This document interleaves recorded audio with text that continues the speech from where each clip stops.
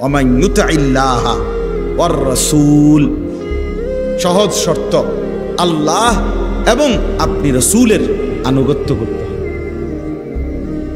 জীবনভর কষ্ট করে হলেও সুখে কিংবা দুঃখে, রাতে কিংবা দিনে, একাকী কিংবা প্রকাশ্যে আপনি রাসূলের ইত্তেবা করতে হবে, আল্লাহর আনুগত্য করতে হবে, রাসূলের আনুগত্য করতে হবে। আল্লাহ বলেন এই দুই শর্ত পূরণ করতে বলেন, আল্লাহর আনুগত্য, রাসূলের আনুগত্য।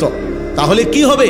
ফাউলাইকা মাআল্লাযীনা আনআমাল্লাহু আলাইহিম, তখন ওই মানুষগুলো থাকবে আমি আল্লাহ আমার যেই স্পেশাল নিয়ামত প্রাপ্ত বান্দা যারা, তাদের সাথে।